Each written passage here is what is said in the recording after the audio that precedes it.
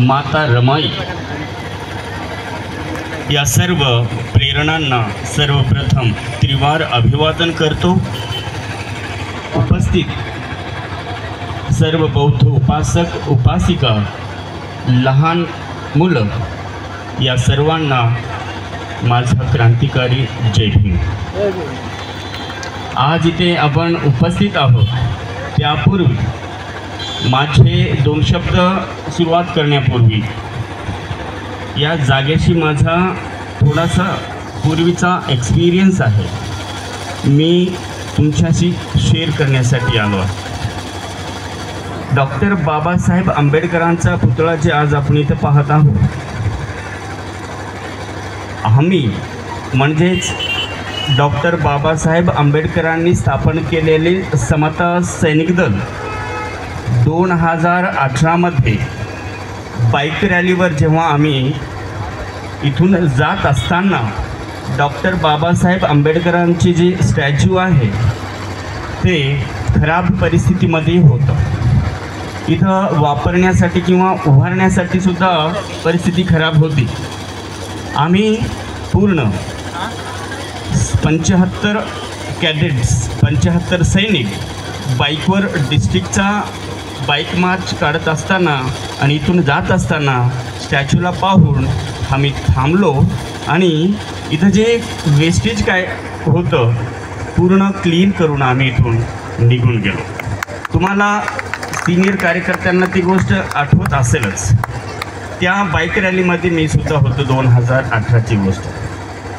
मी माझा छोटासा परिचय 1 मिनिटाचा करतो। मी पपेश कुमार बनसोडे कॉलेजमध्ये लेक्चरर आहे आणि विविध सामाजिक कार्यक्रमामध्ये मला जेव्हापासून कळते तेव्हापासून मी ॲक्टिव्ह आहे, लहानपणापासून। कारण डॉक्टर बाबासाहेब आंबेडकरांनी दिलेले अधिकार हे सर्वांना पोहोचण्यासाठी आपण घराच्या बाहेर निघलं पाहिजे, हे सर्वांना लक्ष द्यायला पाहिजे। इथं उपस्थित युथ मंडळी जे आहे ते फोटो काढत आहेत, त्यांना मी समोर विनंती करतो ते समोर या। आपण इथं गॅदर झालो, इथं आपण उपस्थित आहोत एवढ्या उन्हाताणामध्ये, तर त्याचा लाभ घेतला पाहिजे। डॉक्टर बाबासाहेब आंबेडकरांनी आपलं सर्व जीवन त्याग करून तुमच्या माझ्या सर्वांसाठी आपले 4 लेकरं ह्या मातीमध्ये घातले, त्यांच्या समर्पणासाठी त्यागासाठी आपण इथं उभारून ऐकायला पाहिजे। डॉक्टर बाबासाहेब आंबेडकर हे फक्त एक व्यक्ती नव्हते, ते एक व्यक्तिमत्व होते। डॉक्टर बाबासाहेब आंबेडकरांची डिग्री वाचताना आपल्याला दम येतो।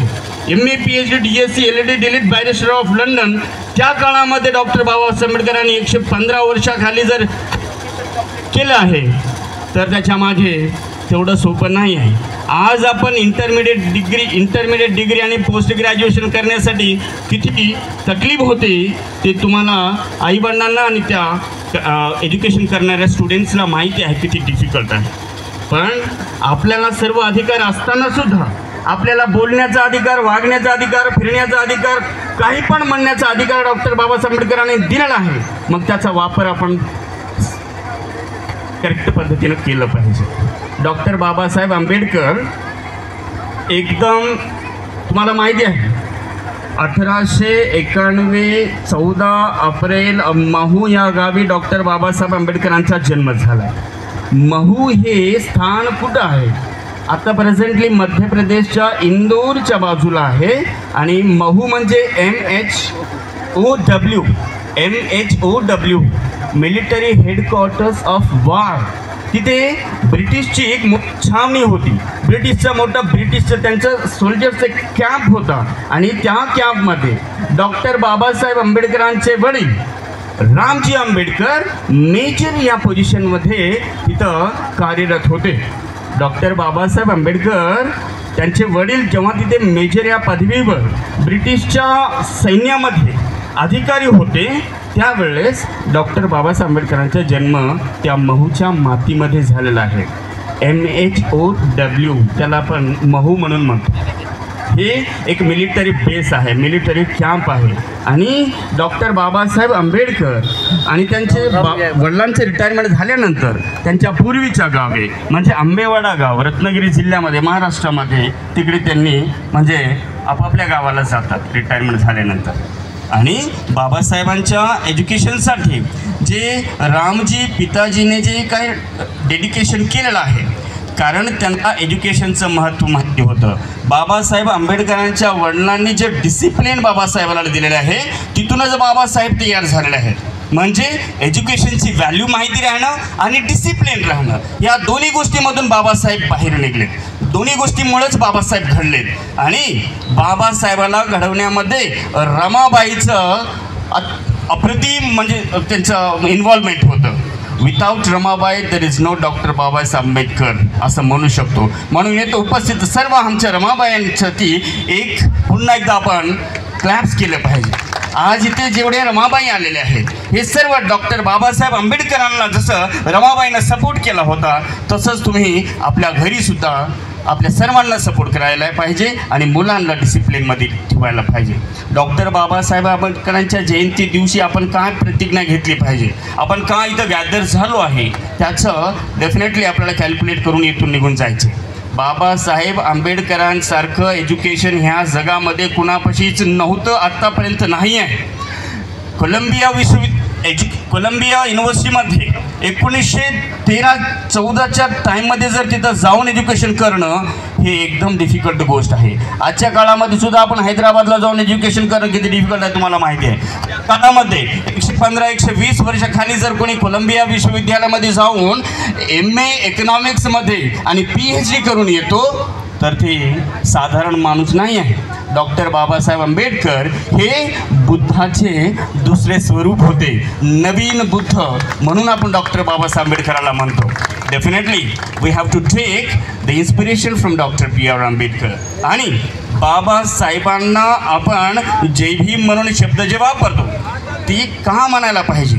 जय भीमचा अर्थ काय आहे? उगाच जय भीम म्हणून मग आपल्या इनडिसिप्लिनमध्ये आपल्या मर्जीनं वागणं हे बरोबर आहे का? बाबासाहेबांना जर आपण जय भीम म्हणतो म्हणजे बाबासाहेबांच्या विचारांना मान्यता देऊन तशाच पद्धतीनं वागायचा आपण प्रयत्न करायला पाहिजे, तरच आपल्याला जय भीम म्हणायचा अधिकार आहे. डॉक्टर बाबासाहेब आंबेडकर फक्त दलिताचेच नव्हते. आता आपल्याला ZPTC सरांनी सांगितलेलं आहे, बाबासाहेब आंबेडकरांचा जर इतिहास आपण वाचला तर ते फक्त दलितांसाठीच नसून ह्या भारतातील म्हणजे डाऊन ट्रॉडन पीपल जे आहेत, सप्रेस्ड क्लास जे आहे, डिप्रेस्ड क्लास जे आहे, जे अनटचेबल म्हणून आपण त्याला म्हणत होते, त्या अनटचेबलसाठी डॉक्टर बाबासाहेब आंबेडकरांनी आपलं सर्व जीवन त्याग केलेलं आहे. ब्रिटिशच्या व्हाईसरायच्या गव्हर्नमेंटमध्ये doctor Babasaheb Ambedkar labour minister होते. लेबर म्हणजे फक्त दलिताचेच नसून या भारताच्या सर्व लेबरसाठी डॉक्टर बाबासाहेब आंबेडकरांनी काम केलेलं आहे. आणि बाबासाहेब आंबेडकर जेव्हा इंडिपेंडन्सच्या नंतर 1947च्या नंतर जे टेम्पररी गव्हर्नमेंट फॉर्म झालं होतं under the prime minister of Jawaharlal नेहरूच्या प्राईम मिनिस्ट्रीमध्ये जे म्हणजे विदाऊट इलेक्शनचं गव्हर्नमेंट फॉर्म झालं होतं, विदाऊट गव्हर्नमेंट म्हणजे इलेक्शनचं, तिथे डॉक्टर बाबासाहेब आंबेडकरांना रिक्वेस्ट करण्यात आलं आहे तुम्ही लॉ मिनिस्ट्री घ्या. बाबासाहेब या भारताचे इंडिपेंडेंट इंडियाचे फर्स्ट लॉ मिनिस्टर होते. मग लॉ मिनिस्टर झाल्यानंतर बाबासाहेब सायलेंट होते का? नाही. त्यांनी एक बिल सबमिट केलं होतं पार्लमेंटमध्ये, ते होतं Hindu code bill. Hindu code bill ह्याचा अर्थ काय आहे? फक्त दलितांसाठी नसून या भारतातील स्त्रियांचे अधिकार भेटले पाहिजे. स्त्री म्हणजे फक्त दलितांचेच नसून उच्चवर्णीयांची सर्व जे ब्राह्मण, क्षत्रिय, वैश्य, शूद्र, अतिशूद्र जे म्हणतो आपण, त्या सर्वांच्या घरची जे स्त्रिया होती त्या स्त्रियांना सुद्धा समान अधिकार पाहिजे म्हणून डॉक्टर बाबासाहेब आंबेडकर एक बिल सबमिट करतात. ते होतं हिंदू कोड बिल. पण गव्हर्नमेंटमधलेच मिनिस्टर असून बिल सबमिट केल्यानंतर सुद्धा त्या बिलला पारित न करता, ॲक्सेप्ट न करता, ज्या जे टेम्पररी गव्हर्नमेंट होतं त्यांनी बाबासाहेबांच्या विचाराला मान्यता नाही दिली. म्हणून डॉक्टर बाबासाहेब आंबेडकर काय म्हणतात, जर मी या मिनिस्ट्रीमध्ये राहून सुद्धा लॉ मिनिस्टर, कायदा मंत्री राहून सुद्धा जर मी या भारतातील जनतेला अधिकार नाही देऊ शकलो तर मी या पदवीवर राहण्याचा अधिकार नाही आहे मला. म्हणून बाबासाहेब आंबेडकर या इंडिपेंडेंट इंडियाचे पहिले मिनिस्टर आहेत ज्यांनी रेसिग्नेशन दिलेलं आहे. त्यागपत्र दिलेलं आहे आपल्या मिनिस्ट्रीकडून. लॉ मिनिस्टरला त्यांनी रिझाईन करून टाकलेला आहे. आणि ह्या नंतरच्या काळामध्ये प्रत्येक वेगवेगळ्या गव्हर्नमेंटने मग स्त्रियांच्या अधिकारावर विचार केलेला आहे.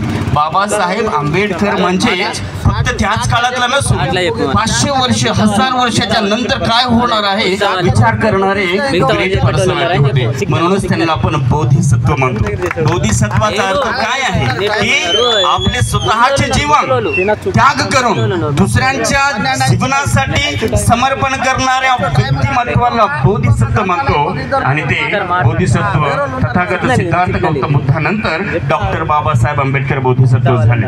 1990 मध्ये भारतरत्न डॉक्टर बाबासाहेब आंबेडकरांना 31 मार्चच्या दिवशी दिलेला आहे. भारतरत्न म्हणजे या भारतामध्ये जन्म घेतलेला सर्व लोकांमध्ये रत्नासारखा एक म्हणजे ग्रेट पर्सन जे म्हणतो त्याच लोकांना दिलं जातं. बाबासाहेबांना भारतरत्न पदवी या भारतातील सर्वोच्च म्हणजे सिव्हिलियन अवॉर्ड म्हणतो भारतरत्न अवॉर्ड भेटलेला आहे. एक गोष्ट मी एक्सपिरियन्स सांगतो. बाबासाहेबांच्या बायोग्राफी ऑटोबायोग्राफी आहे. बाबासाहेबांचं स्वतःने लिहिलेलं एक चरित्र आहे बायोग्राफी वेटिंग फॉर विजा. मित्रांनो आणि इथले जे उपस्थित यूथ आहे मी सर्वांना विनंती करतो आज आपल्याला गोष्ट ऐकायची आहे. बाबासाहेब आंबेडकर हे 4 लेकरं स्वतःचे 4 लेकरांना मातीमध्ये घालून आपल्यासाठी त्यांनी अभ्यास करत होते. त्यांचे लेकरं इथं मरण पावत आहेत आणि ते कोलंबिया विश्वविद्यालयाच्या लायब्ररीमध्ये 18 तास अभ्यास करत आहेत. आणि म्हणूनच आपण डान्स करत आलो. मित्रांनो डान्स करणं गलत नाही आहे. बाबासाहेबांनी आपल्याला अधिकार दिलेला आहे म्हणून आपण म्हणजे आनंदाने आपल्या बापाची जयंती आहे म्हणून आनंदाने डान्स केलो आहे. पण ऐकायला पाहिजे बाबासाहेबांना काय सांगितलेलं आहे. बाबासाहेब म्हणजे फक्त तुमचे माझेच नाही आहे. या भारतातील SC ST BC आणि मायनॉरिटी सर्वांचे डॉक्टर बाबासाहेब आंबेडकर आहेत. पण काही लोकांना कळलं नाही. फक्त काही लोकांनाच कळत नाही बाबासाहेब कोण आहेत कोणाचे आहेत म्हणून आपण गॅदर झालो. पण सर्वात म्हणजे शोकांतिका आहे बॅड थिंग काय आहे म्हणजे बाबासाहेबांना सर्वांनी ओळखलं पाहिजे. बाबासाहेबांनी सर्वांना ओळखण्यासाठी अभ्यास केला पाहिजे. मी एक पुस्तक घेऊन आलेलं आहे. मी वाचण्यासाठी इथं घेऊन नाही आलो. फक्त जर माझ्या हातामध्ये पुस्तक कोणी बघितलं तर 1-2 तरी इन्स्पायर होऊन त्यांच्या हाताकडे पुस्तक येईल. आपला सर्वात म्हणजे धर्मग्रंथ काय आहे म्हणजे हिंदूंना एक धर्मग्रंथ मुस्लिमना एक आणि ख्रिश्चनला एक सर्वांना धर्मग्रंथ काय आहे. मग भारताचं धर्मग्रंथ काय आहे संविधान आहे. ते भारताचं धर्मग्रंथ संविधान प्रत्येकाच्या घरी राहिलं पाहिजे आणि प्रत्येकानं सुद्धा अभ्यास केला पाहिजे. मित्रांनो बाबासाहेबांनी किती सहन केले हे मात्र मी शब्दामध्ये सांगू शकत नाही. आणि ह्या 5 मिनिटं हे 1 दिवस किती दिवसही लागले तरी आपल्याला संपणार नाही. बाबासाहेबांच्या जीवनावर त्यांनी दिलेल्या स्पीचेस अँड रायटिंग्सवर महाराष्ट्र गव्हर्नमेंटने व्हॉल्यूम्स दिलेले आहेत. 23 व्हॉल्यूम आहेत आणि ते माझ्याकडे आहेत. आणि जेव्हा जेव्हा मला टाईम भेटते आणि मी टाईम काढून ते वाचत आहे. मित्रांनो तुम्ही पण बाबासाहेब फक्त महार किंवा SC किंवा मला नाही मांग नाही मादी त्यांचेच नाही आहे. पूर्ण या जगातील सर्वांसाठी डॉक्टर बाबासाहेब आंबेडकर इन्स्पिरेशन आहेत. कोलंबिया विश्वविद्यालयामध्ये कोलंबिया युनिव्हर्सिटीच्या गेट पुढे पहा डॉक्टर बाबासाहेब आंबेडकरचा स्टॅच्यू आहे. ब्रिटनमध्ये म्हणजे इंग्लंडच्या ब्रिटिश लायब्ररी समोर डॉक्टर बाबासाहेब आंबेडकर आहेत. बाबासाहेब आंबेडकरांना या सर्व जगांच्या सर्व स्टेट गव्हर्नमेंट सम कंट्री सर्व देश इन्स्पायर होत आहे आणि आपण बाबासाहेबाला विसरत आहे. म्हणून अभ्यास करायला पाहिजे. एज्युकेशन पाहिजे आपल्याकडे. बाबासाहेब म्हणतात म्हणजे अभ्यास करा. कोणता अभ्यास करायचा आहे आपल्याला अकॅडमिक अभ्यास करायचाच आहे. अकॅडमिक म्हणजे आपल्या डिग्र्या जर आपल्याला घ्यायच्याच आहेत त्याच्यासोबत सोसायटीला सुद्धा आपल्याला स्टडी करायला पाहिजे. आपल्याला समाजाची परिस्थिती काय आहे त्याच्यावर सुद्धा अभ्यास करायला पाहिजे. तरच आपण बाबासाहेबांचे इन्स्पिरेशन घेऊ शकतो. आणि एक गोष्ट सांगतो जेव्हा बाबासाहेब आंबेडकर BA डिग्री प्राप्त केल्यानंतर मुंबईमध्ये MA साठी बरोडा महाराज सयाजीराव गायकवाड यांनी दिलेल्या स्कॉलरशिपवर कोलंबिया विश्वविद्यालय कोलंबिया युनिव्हर्सिटीला म्हणजे न्यूयॉर्कमध्ये जातात MA साठी MA इकॉनॉमिक्ससाठी. त्या MA इकॉनॉमिक्सला दिलेल्या शिष्यवृत्ती त्या स्कॉलरशिपवरच त्यांनी PhD सुद्धा करत आहेत. त्याच काळामध्ये त्याच 4 वर्षामध्ये त्यांनी तिकडे इंग्लंडला जाऊन लंडन युनिव्हर्सिटीमध्ये सुद्धा त्यांनी अनेक म्हणजे PhD करत आहेत. त्या कमी टाईममध्ये डॉक्टर बाबासाहेब आंबेडकर जर एवढं एज्युकेशन करत आहेत आणि परत आल्यानंतर बरोडामध्ये जेव्हा बाबासाहेब आंबेडकरांना म्हणजे 10 वर्षाचे बरोडा महाराजपाशी काम करायचं होतं मिलिटरी सेक्रेटरी म्हणून. मिलिटरी सेक्रेटरी म्हणजे आजच्या गव्हर्नमेंटमध्ये जे एक डिपार्टमेंटचा सेक्रेटरी राहतो 20-25 वर्ष एक्सपिरियन्स आल्यानंतर जे IAS ऑफिसरला सेक्रेटरी पदवी दिली जाते ती पदवी होती. मग बाबासाहेबासोबत या बरोडामध्ये त्यांचं स्वागत 1917मध्ये कसं झालं म्हणजे ज्या बरोडामध्ये बाबासाहेब येत आहेत तेव्हा बाबासाहेबाची वय फक्त 24 वर्ष होती. 24 ते 25 आणि बाबासाहेब MA PhD करून आहेत त्या काळामध्ये.